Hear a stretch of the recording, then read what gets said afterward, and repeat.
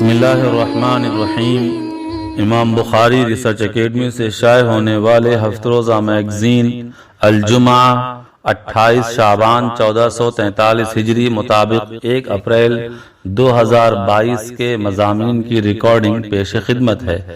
الحمدللہ رب العالمین وصلی اللہ علی النبی الامی الکریم، اما بعد۔ ذکر انبیاء حضرت عیسیٰ علیہ السلام، قسط نمبر 8، محمد فرید حبیب ندوی۔ حضرت عیسیٰ علیہ السلام نے یہود کو حق کی دعوت دی تو وہ آپ کے دشمن بن بیٹھے اور آپ کو قتل کرنے کا منصوبہ بنایا۔ اس وقت ان کا بادشاہ ہیرودیس تھا، مگر اس کی بادشاہت اپنے علاقے میں بمشکل چوتھائی حصے پر باقی بچی تھی۔ اس کے اکثر حصے پر اصل حکومت روم کے بادشاہ قیصر کی تھی، جس نے اس علاقے پر پیلاطوس کو اپنا گورنر بنا دیا تھا۔ یہودی اگرچہ پیلاطوس کی بادشاہت کو پسند نہیں کرتے تھے کیونکہ وہ مشرک اور بت پرست تھا، لیکن وہ آپ کی نفرت میں، یعنی آپ علیہ السلام کی نفرت میں اتنے اندھے ہو گئے کہ آپ کو قتل کرنے کے لیے اسی کے پاس چلے گئے اور اس سے آپ کے بارے میں الٹی سیدھی باتیں لگائیں اور کہا کہ ہماری اور آپ کی بہتری اسی میں ہے کہ اس شخص کو قتل کر دیا جائے۔ پھر ایک دن جب آپ اپنے ساتھیوں یعنی حواریوں کے ساتھ ایک مکان میں تھے، ان لوگوں نے آپ کے مکان کو گھیر لیا۔ اللہ تعالیٰ نے آپ کو وحی بھیجی کہ آپ گھبرائیں نہیں، ہم آپ کو زندہ اپنے پاس اٹھا لیں گے۔ پھر ہوا یہ کہ اللہ تعالیٰ نے آپ کو زندہ اوپر اٹھا لیا اور کسی دوسرے شخص کو آپ کی شکل عطا کر دی۔ پولیس کے لوگ اسی دوسرے شخص کو گرفتار کر کے لے گئے اور اسے سولی پر چڑھا دیا۔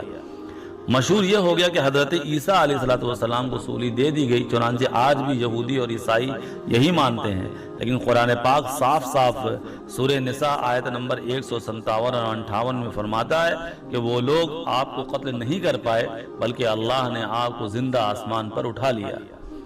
یہودی اور عیسائیوں کا اس بارے میں یہ تو اتفاق ہے کہ حضرت عیسیٰ علیہ السلام کو سولی پر چڑھایا گیا، لیکن دونوں کے یہاں اس کی وجہ الگ الگ ہے۔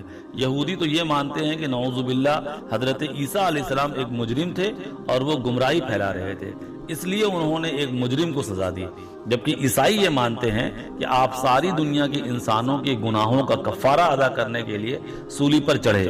اس کی تفصیل یہ ہے کہ عیسائیوں کے عقیدے کے مطابق تمام انسان پیدائشی گناہگار ہیں، اس لیے باپ یعنی اللہ پاک نے چاہا کہ بیٹے کو انسان یعنی حضرت عیسیٰ علیہ السلام کو انسان کی شکل میں دنیا میں بھیجے تاکہ وہ سولی پر چڑھ کر تمام انسانوں کے گناہوں کا کفارہ ادا کر سکے، اسی طرح دنیا کو نجات مل سکتی ہے۔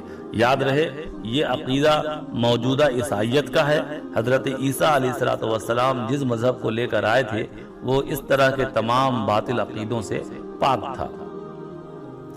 فکر و نظر، ماہ رمضان اور وقت کا غلط استعمال، محمد خالد ضیاء صدیقی ندوی۔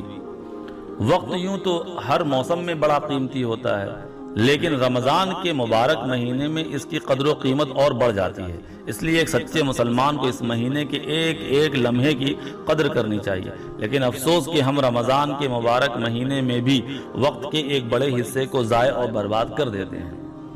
دیکھنے میں یہ آتا ہے کہ بہت سے لوگ، خاص کر نوجوان، رمضان المبارک کی راتوں کو جاگ کر گزارتے ہیں، سحری کھا کر سو جاتے ہیں، بسا اوقات فجر کی نماز بھی سونے کی نظر ہو جاتی ہے۔ یہ انتہائی غلط بات ہے۔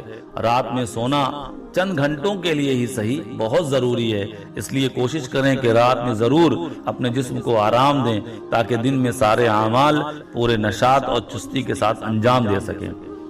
اسی طرح عام طور پر دیکھا جاتا ہے کہ ہمارے نوجوان تراویح کی نماز کے بعد ادھر ادھر گھومتے رہتے ہیں، چائے خانوں میں، گلی کوچوں میں بیٹھ کر ہنسی مذاق اور بے فائدہ اور بیہودہ باتوں میں اپنے اوقات ضائع کر دیتے ہیں۔ یہ بہت بد نصیبی کی بات ہے۔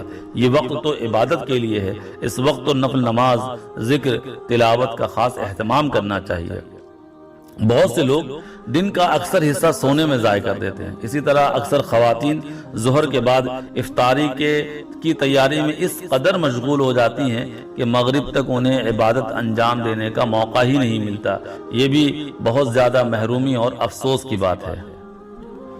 بہت سے لوگ اس مہینے میں بھی موبائل اور انٹرنیٹ پر گھنٹوں برباد کرتے ہیں، اس لیے ہمیں چاہیے کہ اس مہینے کے لیے ابھی سے اپنا ٹائم ٹیبل بنا کر رکھیں، اس میں عبادت کا خانہ زیادہ سے زیادہ رکھیں، اس سے انشاءاللہ ہماری نیکیوں میں بھی اضافہ ہوگا، اس ماہ مبارک کی عزت و حرمت اور اس کی قدردانی کی توفیق بھی ملے گی، اور اس کی برکت سے انشاءاللہ بقیہ 11 مہینوں میں بھی منظم اور بامقصد زندگی گزارنے کی ہماری عادت بن جائے گی۔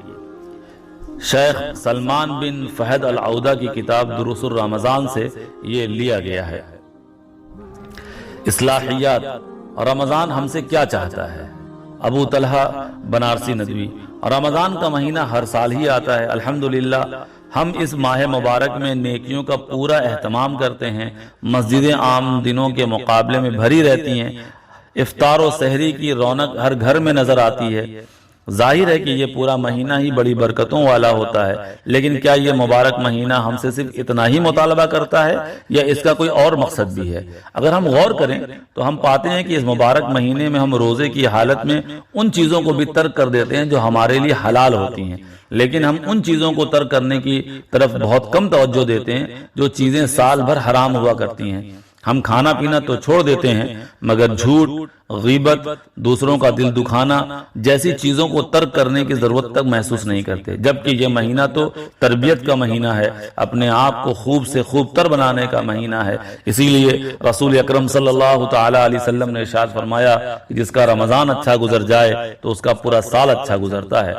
رمضان کا یہ مبارک مہینہ ہمارے لیے ایک تربیتی کورس ہے، یہ ہم سے مطالبہ کرتا ہے کہ ہم زیادہ سے زیادہ عبادتوں میں اپنا وقت گزاریں، ضرورت مندوں کی ضرورت پوری کرنے کی فکر کریں، اپنے اندر کی اخلاقی کمیوں کو دور کرنے کی فکر کریں، اپنے اندر تقوی پیدا کریں۔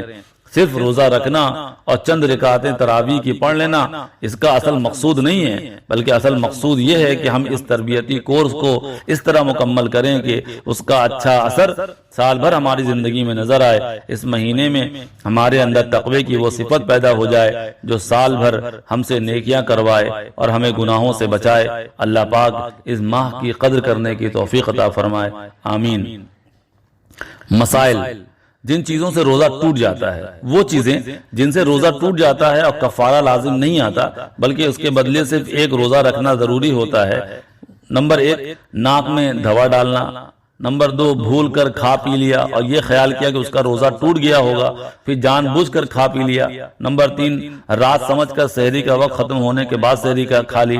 نمبر 4، دانتوں یا مسوڑھوں سے خون نکل کر حلق میں چلا جائے۔ نمبر 5، اگر کسی کی نکسیر پھوٹ جائے اور خون حلق میں چلا جائے تو روزہ ٹوٹ جائے گا، اور اگر خون حلق میں نہیں گیا تو روزہ نہیں ٹوٹے گا۔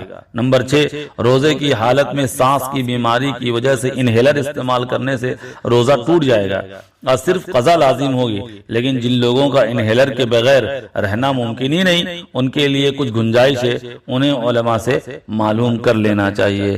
من جانب امام بخاری ریسرچ اکیڈمی۔ السلام علیکم ورحمۃ اللہ وبرکاتہ۔